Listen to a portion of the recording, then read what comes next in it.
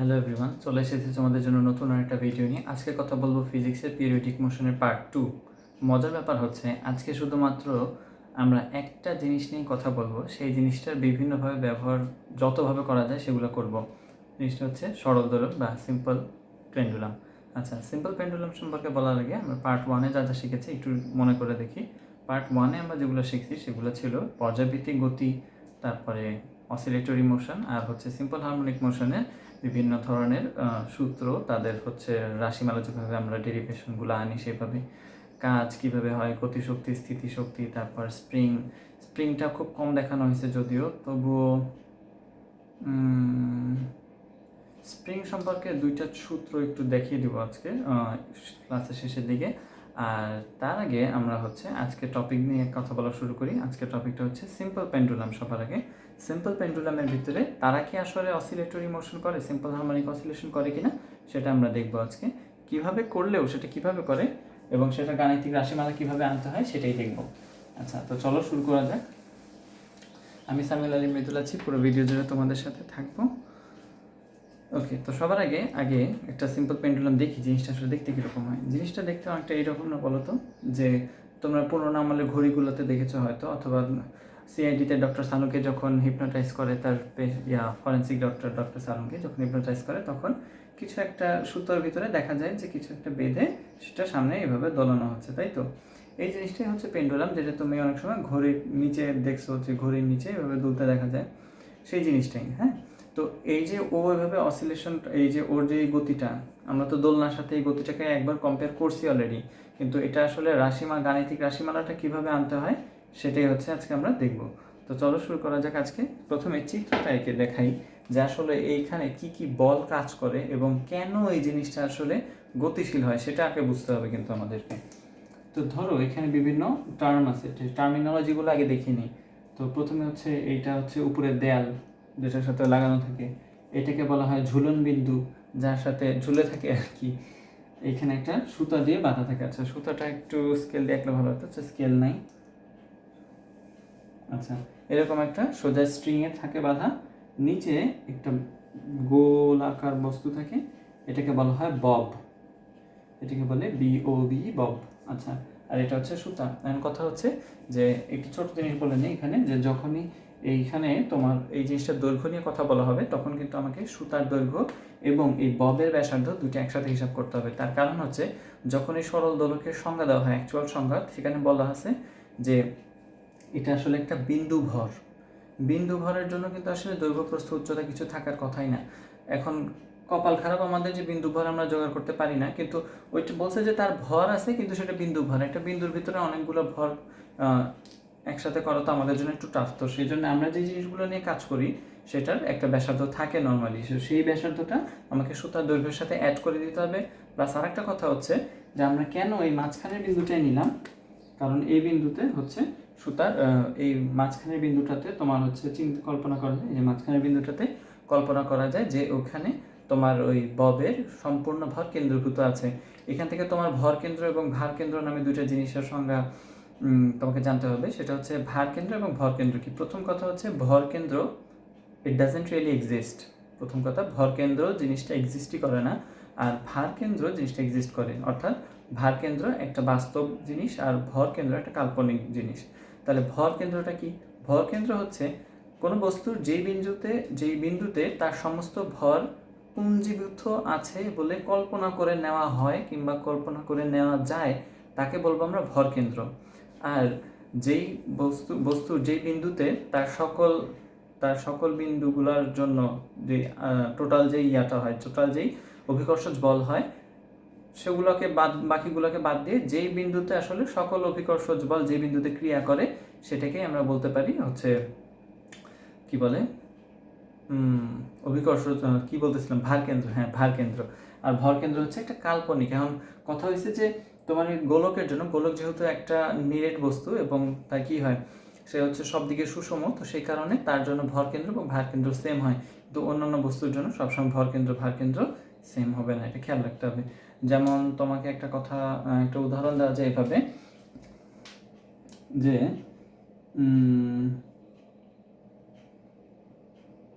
ধরো একজন মানুষ এভাবে দাঁড়িয়ে আছে। মানুষ যখন দাঁড়িয়ে থাকে নর্মালি তার জন্য তার ভর কেন্দ্রটা হচ্ছে মোটামুটি তার নাভি বরাবর থাকে। তার নাভি বরাবর তার হচ্ছে ভর কেন্দ্রটা থাকে। তার ভর কেন্দ্র নাভি বরাবর থাকে। অর্থাৎ এরকম বলা যায় যে একটা সুই যদি, এরকম একটা পাতলা সুই যদি রাখা হয়, তাহলে একটা মানুষকে এইভাবে ওই সুইয়ের উপরে তার নাভির উপরে যদি বসিয়ে দেওয়া যায়, তাহলে হচ্ছে সে স্টিল এভাবে সে হচ্ছে অনেকখানি সে দাঁড়ায় থাকতে পারবে, এরকম একটা ব্যাপার। হ্যাঁ, তো ব্যাপারটা অনেকটা এরকম। আচ্ছা, এটা হচ্ছে তার মানে ভর কেন্দ্র। এই ভর কেন্দ্রতে বস্তুটাকে স্টিল রাখা যায়। মানুষ যখন দাঁড়িয়ে থাকে তখন তার ভর কেন্দ্র নাভিতেই থাকে। মানুষ যখন বসে থাকে মানুষ কীভাবে দেখাবো? আচ্ছা, দেখার চেষ্টা করি। মানুষ যখন বসে থাকে তখনও তার ভার কেন্দ্র কাজ করে তার নাভি বরাবরই। আবার মানুষ যখন তোমার হাঁটা চলাফেরা করে তখনও তার ভর কেন্দ্র নাভি বরাবরই থাকে। আমি এখন ভর কেন্দ্র কথাই বলতেছি শুধু, যে তুমি যেভাবেই থাকো না কেন তোমার ভর কেন্দ্র কাজ করবে নাভি বরাবর। কিন্তু যদি তুমি হচ্ছে এইভাবে দাঁড়ানো অবস্থায় আবার এইখানে দেখো, এটার জন্য ভার কেন্দ্রও কিন্তু এইটা। কিন্তু তুমি যদি একটু কাত হয়ে দাঁড়াও তাহলে কিন্তু তোমার ভার কেন্দ্র সরে তোমার পেট থেকে এই বুকের কাছাকাছি চলে আসবে, এরকম একটা ব্যাপার। তখন এদিক বরাবর সকল অভিকর্ষজ বল ক্রিয়া করবে, কিন্তু তোমার ভর কেন্দ্র এখানে শিফট হয়ে গেছে, কিন্তু ভর কেন্দ্র পেটেই থেকে যাবে, এরকম একটা ব্যাপার। তো ওই যেটা বললাম যে ভর কেন্দ্র হচ্ছে কাল্পনিক, আর ভর কেন্দ্র কাল্পনিক না, এটা একটা বাস্তব অস্তিত্ব আছে। যেটা কথা বলতেছিলাম যে এইখানে যখন তোমাকে দৈর্ঘ্যের কথা বলা হবে, তখন এই ক্যাপিটাল এল সমান অবশ্যই এই সুতার দৈর্ঘ্য যোগ স্মল আর ববের ব্যাসার্ধটা নিতে হবে, মাথায় রাখতে হবে জিনিসটা। আচ্ছা, এটা মাথায় রাখছি। তারপরে যেটা হয়, এখন আমরা কি করি, এই বস্তুটাকে টেনে ছেড়ে দিই, তাই তো? আমরা বস্তুটাকে কিছু পরিমাণ দূরত্ব টেনে ছেড়ে দিই, তারপর বস্তুটা এইদিকে যায়। এখানে যাওয়ার পরে, এটা তোমাদেরকে আগেও বলা হয়েছে, এই পর্যন্ত উঠে অথবা এই পর্যন্ত ওঠে, এই নির্দিষ্ট পরিমাণ ওঠার পরে তার জন্য যেই এই বরাবর যে সরণটা, সেটাকে আমরা বলি বিস্তার। এখন ঘটনা হচ্ছে যে দেখে মনে হচ্ছে যে এটা তো একটা বৃত্তাকার পথ, আর আপনি তো ভাই এখানে আঁকলেন একটা সরল রেখা, তাহলে কেমনভাবে আপনি সরল রেখাকে বিস্তার বলতেছেন, আর এইটারে কেন বাদ দিলেন? বাদ দেওয়ার কারণ হচ্ছে যে এখন থিওরিটিক্যাল ফিজিক্সের ভিতরে ব্যাপারটা উল্লেখ করা আছে এভাবে যে এইখানে যে কোণটা, বা তুমি যেটাকে টেনে ছেড়ে দিচ্ছ, সেখানে তার কৌণিক সরণ 4 ডিগ্রি এর বেশি হবে না। 4 ডিগ্রি এর বেশি হবে না। 4 ডিগ্রি কতটুকু জানো? 4 ডিগ্রি মানে এর থেকেও ছোট। 4 ডিগ্রি হচ্ছে তোমার এইরকম একটা কোণ, 4 ডিগ্রি। তাহলে এই দুইটা কোণের জন্য তুমি যদি এইখানে একটা বৃত্তাকার পথ কল্পনা করো, একটা সরলরেখা কল্পনা করো, তাতে আসলে কিছু যায় আসে না। সেই কারণে এই যে এখানে তুমি এটাকে বৃত্তাকার পথ বলো আর সরল রেখা বলো, তাতে কোনো পার্থক্য হয় না। সেই কারণে এইখানেও আমরা পার্থক্যটা ধরতে পারতেছি, কিন্তু যখন আমরা ছোট জিনিস নিয়ে কাজ করব, ছোট কৌণিক সরণ নিয়ে, তখন হচ্ছে ওইটা আমরা ধরবো না। এমনিতে নর্মালি ধরাই হয় না আসলে ব্যাপারটাকে। আর যখন বেশি দূরত্ব পাস করে তখন হিসাবটা একটু অন্যভাবে করা হয়, সেটা তোমাদের দেখাবো। আচ্ছা, তো নর্মালি হচ্ছে এইভাবে নেওয়া যায়। হ্যাঁ, আর এইখানে যখন বস্তুটা এখানে চলে আসে, বস্তুটা যখন এই বিন্দুতে চলে আসে, তখন ওর উপর কি কি বল কাজ করে সেটাই হচ্ছে আমরা দেখতে চাচ্ছি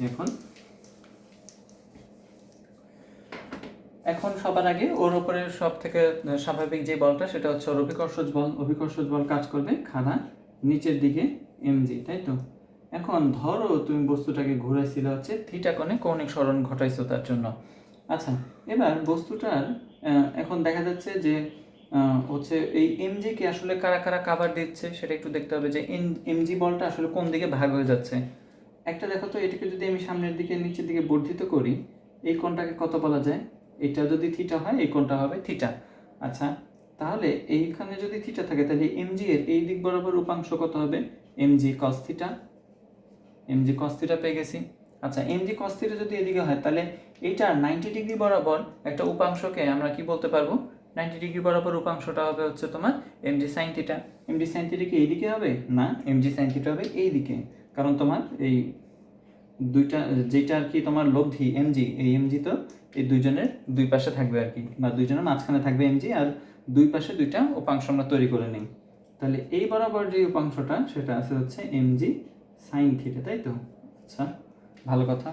এখন একটা জিনিস খেয়াল করো, যে এই mg cos থিটাকে ব্যালেন্স করতেছে কে দেখো তো?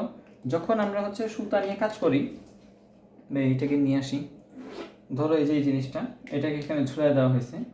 হ্যাঁ, তারপরে আমরা যদি এটাকে এখানে নিয়ে আসি, তারপরে আমরা যখন এটাকে ছেড়ে দিব তখন কি বস্তুটা এখানে ছেড়ে দেওয়ার পরে তার কি এই উপর নিচ বরাবর কোনো সরণ হয়? উপর নিচ বরাবর কিংবা এই সুতার দৈর্ঘ্যের সাথে কিন্তু তার কোনো সরণ হয় না। সে তো শুধুমাত্র এভাবে এবং এভাবে থাকে, সুতা সবসময় টান টান থাকে। সুতা যদি সবসময় টান টান থাকে, কথা বলো, সুতা যদি টান টান থাকে তাহলে এই দিক বরাবর কোনো সরণ হওয়ার কথা না। তার মানে হচ্ছে এই দিক বরাবর, এই সরলরেখা বরাবর যত বল কাজ করতেছে তারা হচ্ছে একজন আর একজনকে নিউট্রালাইজ করে দিচ্ছে। এইখানে এমজি কস থিটাকে নিউট্রালাইজ করার জন্য নিশ্চয়ই এই উপরের দিকে একটা বল থাকতে হবে। সেই উপরের দিকের বলটা হচ্ছে সুতার টান। সুতার টান এটাকে ব্যালেন্স করে দিবে। তাহলে আমরা এখান থেকে লিখতে পারি টি সমান হচ্ছে MG cos theta. MG cos theta হচ্ছে সুতার টান দ্বারা নালিফাইড হয়ে যাবে বা ক্যান্সেল আউট হয়ে যাবে। কিন্তু এই এমজি সাইন থিটাকে ক্যান্সেল আউট করার জন্য কেউ নাই।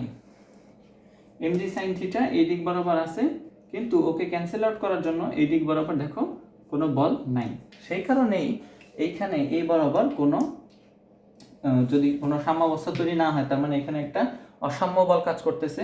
এই দিক বরাবর আমরা দেখলাম একটা সাম্য বল টি এবং এমজি কস থিটা ব্যালেন্স করে দিল। কিন্তু এই এমজি এবং এই বরাবর কোনো বল যেহেতু নাই, তার মানে এমজি সাইন থিটাকে ব্যালেন্স করার জন্য যেহেতু কেউ নাই, তার মানে এই দিক বরাবর বস্তুর সরণ ঘটবে, বস্তু গতিশীল হবে। খেয়াল করো, তার মানে এই দিক বরাবর বস্তুর সরণ হবে, বস্তু গতিশীল হবে। তাহলে দেখো তো এমজি সাইন থিটা একটা নির্দিষ্ট বল। এখন তুমি একটা জিনিস কথা বলো যে এমজি সাইন থিটা, এখন এই থিটা তুমি হচ্ছে নিশ্চয়ই হচ্ছে তোমার এই পজিশনে যে থিটা আছে, বস্তু যখন এইখানে চলে আসবে তখন তার থিটা অর্ধেক হয়ে যাবে কিংবা থিটা পরিবর্তন হবে। অর্থাৎ এইখানে যে এমজি সাইন থিটা বলটা নিয়ে কাজ করতেছি আমরা, যে বলের কথা বলতেছি, যে নেট ফোর্স যেটা আমরা পাইলাম এমজি সাইন থিটা, এই এমজি সাইন থিটার মধ্যে থিটা নিজে হচ্ছে একটা ভ্যারিয়েবল। থিটা যদি ভ্যারিয়েবল হয় তার মানে এই এফ এর নিজেও ভ্যারিয়েবল।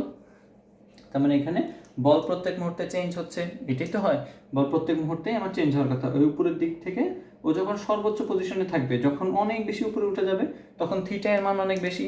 সাইন থিটা এর ক্ষেত্রে থিটা এর মান যত বেশি হয় সাইন থিটা এর ভ্যালু তত বেশি হয়, আর থিটা এর মান যত কম হয় সাইন থিটা এর ভ্যালু তত কমতে থাকে। তার মানে হচ্ছে বস্তু যত দূরে যাবে তার জন্য বলের মান তত বাড়তে থাকবে। এখন বলের মান বাড়ার সাথে আবার একটা কাহিনী আছে, খেয়াল করো তো, বস্তু যত দূরে যাবে মানে হচ্ছে বস্তুর সরণ যত বেশি হবে বস্তুর বলের মান তত বেশি হবে। কিন্তু বলটা কাজ করে কোন দিকে? বলটা কাজ করে হচ্ছে নিচের দিকে। তুমি বস্তুটাকে যত বেশি ওই দিকে নিয়ে যাবা বস্তু আরও এইদিকে ফিরে আসতে চাবে। তার মানে হচ্ছে বস্তুর বল এবং সরণের দিক বিপরীতমুখী, বোঝা যাচ্ছে? আচ্ছা, সেই কারণে এইখানে এই বলটাকে ঋণাত্মক চিহ্ন দিয়ে প্রকাশ করা হয়, কারণ বস্তুর বল এবং সরণের দিক বিপরীতমুখী, সে কারণে এই বলটাকে ঋণাত্মক চিহ্ন দেয়। যেমন আমরা স্প্রিংয়ের ক্ষেত্রে করছিলাম, স্প্রিংয়ের ক্ষেত্রে আমরা দেখছিলাম এফ সমান মাইনাস কে এক্স চলে আসছিল, এটার জন্য মাইনাস এমজি সাইন থিটা হবে এই বলের মানটা। আচ্ছা, এবার একটা জিনিস খেয়াল করো, এই চিত্রটাকে একটু ফ্রেশ করে ফেলি। আচ্ছা, ওইটাকে মুছলাম, আচ্ছা লাগবে না, ওইটা আবার আঁকবো, সমস্যা নেই।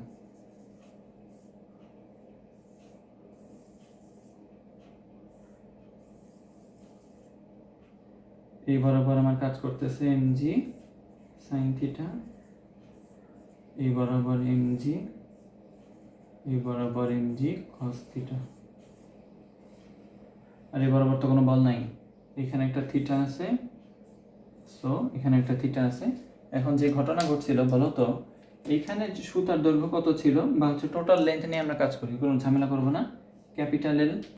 আচ্ছা, সুতা যখন বা বব যখন এইখান থেকে এইখানে চলে আসছে, ওর কি সুতার কি দৈর্ঘ্য পরিবর্তন হবে? কোনো কার্যকরী দৈর্ঘ্য কিন্তু কোনো পরিবর্তন হবে না, কারণ বস্তুর যেই সুতাটা ছিল সেই সুতা বা স্ট্রিংটা সবসময় টান টান অবস্থায় ছিল।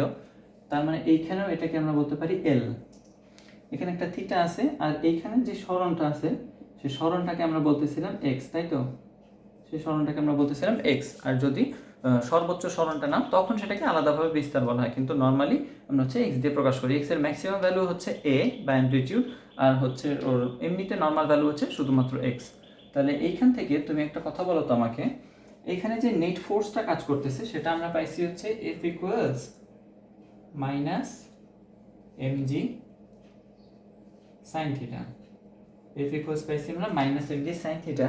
আর এইখান থেকে একটা জিনিস খেয়াল করো, এইখানে তুমি যদি থিটায় নাও, সাইন থিটার ভ্যালু যদি তুমি ত্রিভুজ থেকে বের করতে চাও, এই দেখো এইখানে যে ত্রিভুজটা তৈরি হয়েছে,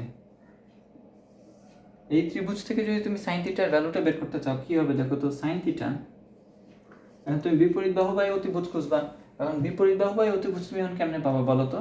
কারণ এখানে হচ্ছে এই এল এবং এই এল সমান, এটা তো আসলে একটা সমদ্বিবাহু ত্রিভুজ, এখানে বিপরীত বাহু বাই অতিভুজ পাওয়ার কোনো সুযোগ নাই। তাহলে তোমাকে একটা জিনিস নিয়ে কথা মনে রাখতে হবে যে ওই যে থিটার ভ্যালু যখন খুব ছোট হয় তখন সাইন থিটা সমান থিটা হয়ে যায় না? আমরা তো নর্মালি এই থিটার ভ্যালু এত বড় রাখবো না, দেখে তো বিশাল মনে হচ্ছে, আসলে তো এর মানটা খুবই ছোট। তাহলে আমাকে এই সাইন থিটার বদলে শুধুমাত্র থিটা লিখতে পারবো কখন? যখন খুব ছোট কোণ নিয়ে কাজ করা হয়। এখানেও ছোট কোণ নিয়ে কাজ করতেছি, তাহলে এটাকে শুধুমাত্র থিটা লিখলাম। ভালো কথা। আচ্ছা, এবার দেখো তো, এটা একটা বৃত্তচাপের অংশ না?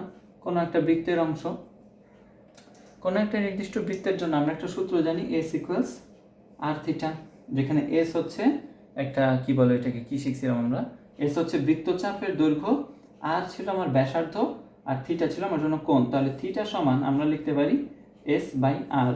তাহলে আমাদের জন্য এস বাই আর কে, আমাদের জন্য এস মানে হচ্ছে বৃত্তচাপে যে এক্স অক্ষটা, আর আর হচ্ছে আমাদের জন্য ব্যাসার্ধ, ব্যাসার্ধ হিসেবে আমাদের কাছে আছে এল। তার মানে থিটা সমান আমাদের জন্য হবে, অথবা সাইন থিটা সমান আমাদের জন্য হবে এক্স বাই এল। এটাকে থিটা সমান সাইন থিটা সমান এক্স বাই এল হিসেবে লেখা গেল। আচ্ছা, এবার এখানে আসো তো, এখানে যে টোটাল ফোর্সটা কাজ করতেছে, এই টোটাল ফোর্সটাকে এই minus M G sine theta না বলে সরাসরি এম এ বলে ফেলি, নির্দিষ্ট এম এর জন্য, এম একেবারে লব্ধি নেট। তাহলে এই দুজনের মধ্যে সম্পর্ক তৈরি করলে দেখা যায় যে এ সমান আমি পাচ্ছি মাইনাস জি সাইন থিটা। এ সমান পাইলাম মাইনাস জি সাইন থিটা। সাইন থিটা সমান কত লেখা যায় খেয়াল করো তো? সাইন থিটা সমান পাচ্ছি মাইনাস এ বাই জি। এইখান থেকে সাইন থিটা সমান কি পাইছি মনে করে দেখি, এইখান থেকে আমরা সাইন থিটা সমান পাইছি হচ্ছে এক্স বাই এল। তাহলে একটা কথা বলো তো, যে এইখানে যে সাইন থিটার থিটাটা ছিল, সেই থিটা একটা নির্দিষ্ট কৌণিক সরণের জন্য, এইখান থেকে আমি হচ্ছে ত্বরণ থেকে নিয়ে আসছিলাম জিনিসটা, আর এই সাইন থিটা নিয়ে আসছি আমি ত্রিভুজ থেকে। দুইটার জন্যই থিটা কিন্তু ওই একই, এই থিটা আর এই থিটা যেহেতু সেম, তাহলে এইখানে যে পরিমাণ কৌণিক সরণ হয়েছে, সেই কৌণিক সরণের জন্য ত্রিভুজের বৈশিষ্ট্য, সেই কৌণিক সরণের জন্য তোমার হচ্ছে ত্বরণের বৈশিষ্ট্য কিভাবে আসে, সেই দুইটা জিনিসকে আমি এবার রিলেট করতে পারি না, যেহেতু দুইটাই সাইন থিটা, একই সোর্স থেকে আসছে থিটা দুইটা, তখন আমি এইটা সমান এইটা লিখতে পারবো। তাহলে আমি লিখি মাইনাস এ বাই জি সমান আসে আমার জন্য এক্স বাই এল। আচ্ছা, এবার এক্স বাই এল ঠিক লিখলাম? হ্যাঁ, ঠিকই তো লিখছি মনে হচ্ছে, মাইনাস এ বাই জি। আচ্ছা, এবার দেখো তো, এখান থেকে যদি আমি এ সমান কি লিখতে পারি, মাইনাস ওই পাশে পাঠিয়ে দিলাম, এই এক্সটা বাইরে আসলো, এই জি আর এলটা এই জায়গায় থাকলো। ভালো কথা। এখন একটা জিনিস মনে করে দেখো, এইটা কার মতো দেখা যায়? এই যে এখানে ত্বরণ, এখানে আছে এক্স, একটা জিনিস খেয়াল করো, ক্যাপিটাল জি সরি স্মল জি, এই জি তো হচ্ছে অভিকর্ষজ ত্বরণ, এটা তো যে কোনো জায়গায় ফিক্সড, যে অংশে তুমি দোলকটা নিয়ে কাজ করতেছো, যে অংশে তুমি পেন্ডুলাম নিয়ে ঘুরাচ্ছ, সেটার জন্য ফিক্সড। তাহলে এই জি এর মান যদি ফিক্সড হয়, তাহলে এই এল এর মান এটাও নিশ্চয় ওই ওই নির্দিষ্ট পেন্ডুলামের জন্য ফিক্সড। তাহলে জি এবং এল হচ্ছে কনস্ট্যান্ট পেয়ে গেলাম আমরা। তাহলে এটা যদি কনস্ট্যান্ট হয়ে যায়, তাহলে আমি এখান থেকে যদি সমানুপাতিক চিহ্ন উঠায় ফেলি, আমি বলতে পারবো মাইনাস এক্স। এই দেখো তো, সরণ ত্বরণের সমানুপাতিক এবং তাদের দিক হচ্ছে ভিন্ন, তাদের দিক হচ্ছে উল্টো দিকে। সরণ ত্বরণের সমানুপাতিক এবং তাদের দিক আলাদা, এই যে মাইনাস চিহ্ন দিয়ে বোঝা যাচ্ছে। তার মানে এটা হচ্ছে একটা সিম্পল হারমোনিক অসিলেশন বা সরল সন্ধিত স্পন্দন। এখানে আমরা সিদ্ধান্ত পাইলাম। এটার সাথে এবার আমাকে সূত্রগুলো বের করতে হবে এটার জন্য।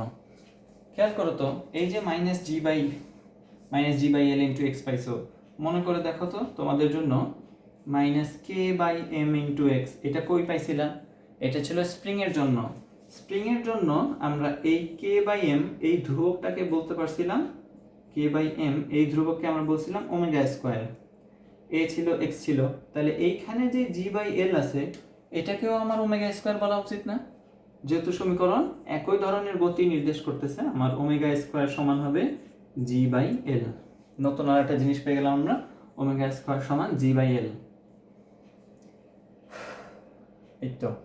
আর এটার জন্য তোমার যদি ওই সরণের সমীকরণ আনতে চাও, তোমাকে এবারও হচ্ছে ওই একইভাবে কাজ করতে হয়। এখানেও এই সর্বোচ্চ বিস্তার সমান এ সাইন ওমেগা টি হিসেবে ব্যবহার করতে হয়, একই রকম সমীকরণ। এখানে এক্স এর মান থিটার সাথে নির্ভর করে। আচ্ছা, এটার সাথে হচ্ছে তোমার ওই তুমি dx/dt করে তুমি হচ্ছে ওর বেগও পাবা, কিন্তু এখানে বেগ নির্ণয় করার আরও একটা স্পেশাল টেকনিক আছে, সেটা তোমাদেরকে একটু দেখাই, তারপরে হচ্ছে আমরা এটা নিয়ে কাজ করব।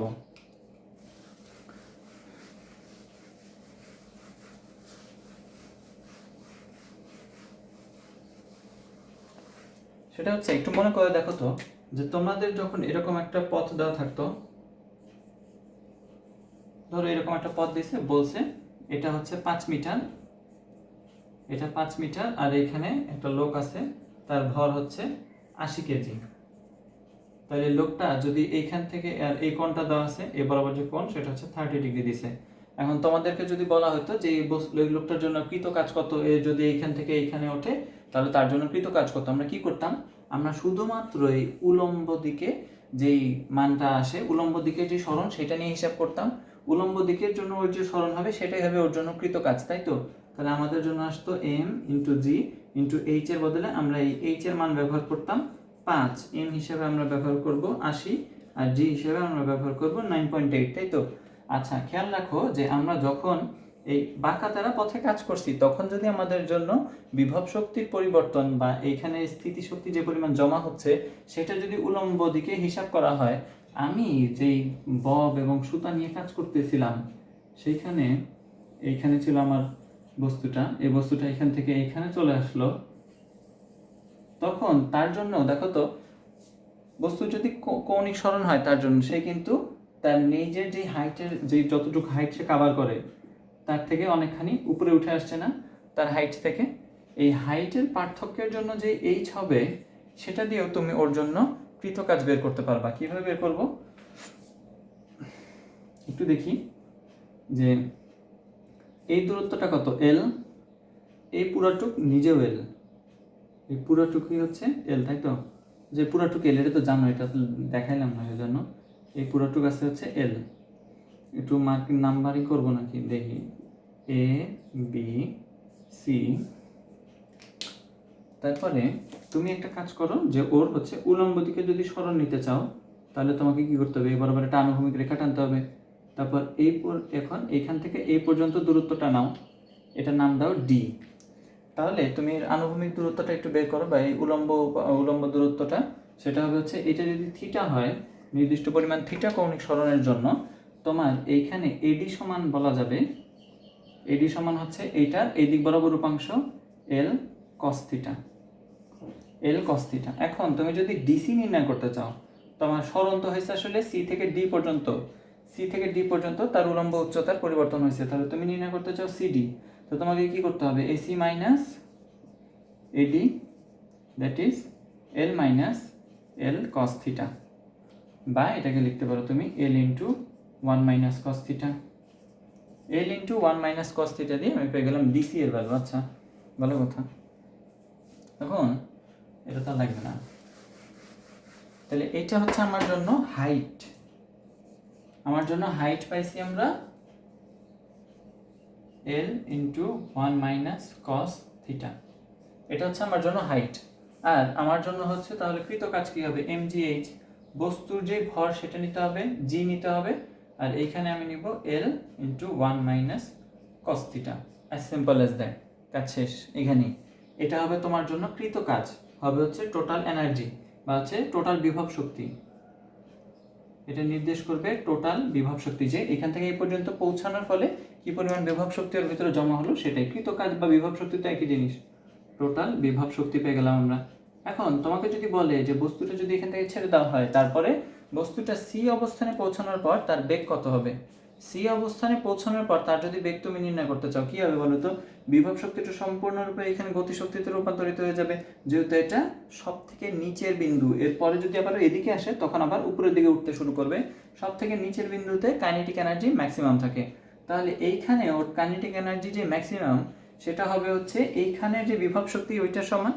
তাহলে ওইখানকার বিভব শক্তি যদি হয় mg l into 1 minus cos theta, তাহলে এইখানকার গতি শক্তিটা হবে হাফ mv স্কোয়ার। তাহলে এইটার সাথে তুমি একটু হাফ mv স্কোয়ারকে কল্পনা করে ফেলো, সেখান থেকে আমরা v বের করব, mg l 1 minus cos theta. এখানে 1 মাইনাস কস থিটাকে আবার আমরা একটা সূত্রের মধ্যে দিয়ে লিখতে পারি, সেই সূত্রটা কি, এম জি এল 1 মাইনাস কস থিটার বদলে লেখা যায় 2 sine square theta by 2, 2 sine square theta by 2। তাহলে এখান থেকে এগুলোর মধ্যে এখন চেঞ্জ করি, আমার জন্য এম এম কাটা চলে যাবে, এম আর এম কাটা, 2 এর পাশে থাকবে ভি স্কোয়ার সমান লিখতে পারবো আমরা 4gl sign square theta by 2।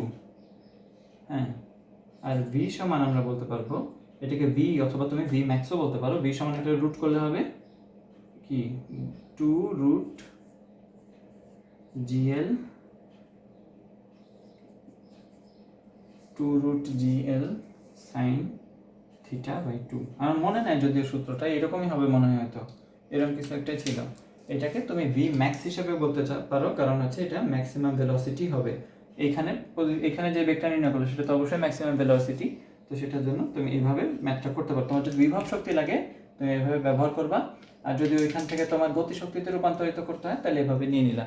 এখন কথা হচ্ছে এইখানে একটা থিটা ছাড়াও আরও একটা থিটার বদলে তোমাকে এইটুক দিয়ে দিল আলফা, তাহলে তোমার কি হবে এবার, তোমার জন্য এবার পরিবর্তন, তাহলে এইটুক পরিবর্তনের জন্য কি পরিমাণ বেগ হচ্ছে, তাহলে এই পজিশনে যদি নির্ণয় করতে বলো এখন কি করবা, এই পজিশনের জন্য নতুনভাবে এই দিক থেকে একবার তুমি গতিশক্তি হিসাব করবা, এই দিক থেকে বিভব শক্তি হিসাব করবা, এইভাবে করলেই হয়ে যাবে। আমার কঠিন কিছু না, পিচ্ছি জিনিস, তোমাকে ওই হাইটের কনসেপ্ট নিয়ে কাজ করলেই হবে, যেটা হচ্ছে আমরা আগে নর্মালি শিখে আসছি কাজ ক্ষমতা শক্তিতে, যে উলম্ব ভার্টিক্যালি কাজ করে এই তোমার কৃত কাজগুলা গতিশক্তিগুলা এগুলো সবসময় ভার্টিক্যালি কাজ করে, কারণ আনুভূমিক বরাবর স্মল জি এর কোনো থাকে না, উপাংশ থাকে না, কোনো জিনিসের 90 ডিগ্রি বরাবর কোনো উপাংশ থাকে না কখনোই। বিকর্ষ ত্বরণ সবসময় কাজ করে খাড়া নিচের দিকে, ওর জন্য তুমি কখনোই খাড়া এই ডানে আনুভূমিকের দিকে কোনো উপাংশ পাবা না, আসবে হচ্ছে জি cos 90, কারণ cos 90 মানে তো জিরো, তার মানে হচ্ছে যে কোনো কিছু cos 90 মানে যেহেতু জিরো, তার মানে কোনো কিছুর তোমার 90 ডিগ্রি বরাবর উপাংশ সবসময় জিরো আসবে। এখন এইখানে আমরা দেখে ফেললাম এইখানে তুমি কিভাবে হচ্ছে এর ভেলোসিটিটা এভাবে কাউন্ট করতে পারো।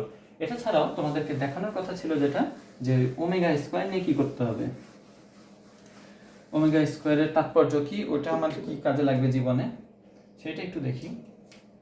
ওমেগা স্কোয়ার, তাই তো, ওমেগা স্কোয়ার সমান আমরা কি পেলাম জানি, G by L, capital G by L. তার মানে ওমেগা সমান আমরা বলতে পারবো, যেটা সবার প্রথমে শিখছিলাম 2 পাই বাই টি। ওমেগা সমান আমরা জানি 2 পাই এফ। ওমেগা সমান আমরা একটু আগে শিখে আসছিলাম আগের ভিডিওতে কে বাই এম। এবার আমরা দেখতে পেলাম জি বাই এল। খুব ইন্টারেস্টিং জিনিস, এইখানে এই ওমেগার প্রত্যেকটাই মনে রাখা দরকার, প্রত্যেকটাই কাজে লাগবে। সব থেকে বেশি কাজে লাগে হচ্ছে 2 পাই টি এর সাথে এগুলোর সম্পর্ক। খেয়াল করতে হবে আমরা যে জিনিসটা নিয়ে কাজ করলাম পেন্ডুলাম নিয়ে, সেইখানে আসলে কিন্তু সেটাকে হচ্ছে একটা সিম্পল পেন্ডুলাম বা সরল দোলক বলা হবে কখন, যখন এই জিনিসটার এইখান থেকে এ পর্যন্ত যাইতে এবং এখানে ফিরে আসতে তার সময় লাগবে হচ্ছে 2 সেকেন্ড। তার মানে তার পর্যায়কাল হিসেবে কি বলবো আমরা, এখান থেকে এ পর্যন্ত ফিরে আসতে যে পরিমাণ সময় লাগছে সেটাকে আমরা বলবো হচ্ছে 2 সেকেন্ড। যদি কোনো দোলকের দোলনকাল হয় 2 সেকেন্ড, তাহলে সেটাকে আমরা বলবো সেকেন্ড দোলক। কারণ হচ্ছে সেকেন্ড দোলকের ক্ষেত্রে আমরা এগুলো ব্যবহার করে আসছি প্রাচীন আমলে, যে একবার এই পর্যন্ত আসতে লাগে 1 সেকেন্ড, এইখানে ফেরত আসতে লাগে আরো 1 সেকেন্ড, এটার জন্য এটাকে সেকেন্ড দোলক বলা হচ্ছে।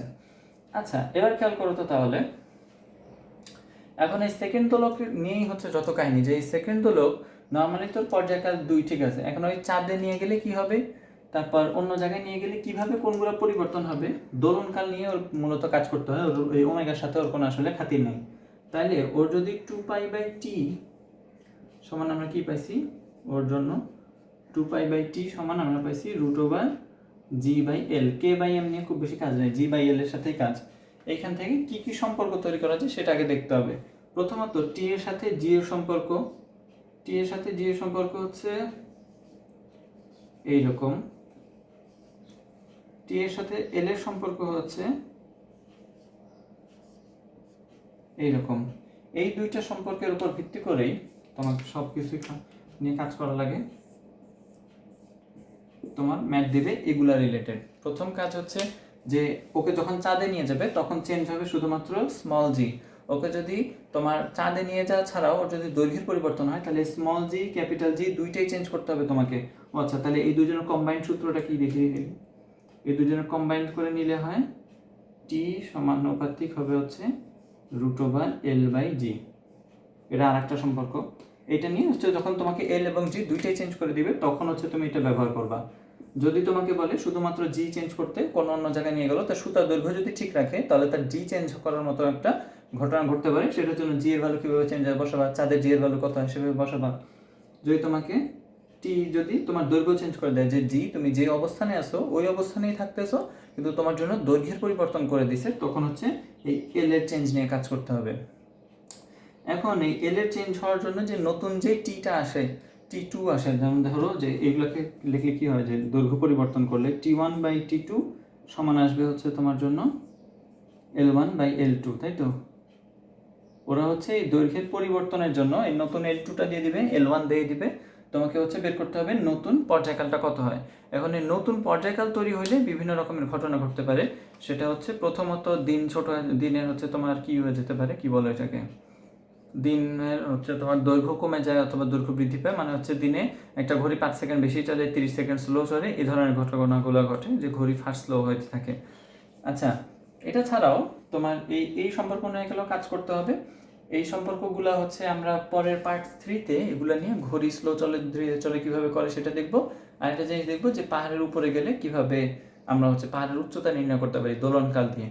তো সেই পর্যন্ত সবাই ভালো থাকো, সুস্থ থাকো। ভিডিওটা মনে হয় অহেতুকভাবে একটু লম্বা হয়ে গেল, সেটার জন্য sorry, extremely sorry. So have a good day, good time, thanks everyone.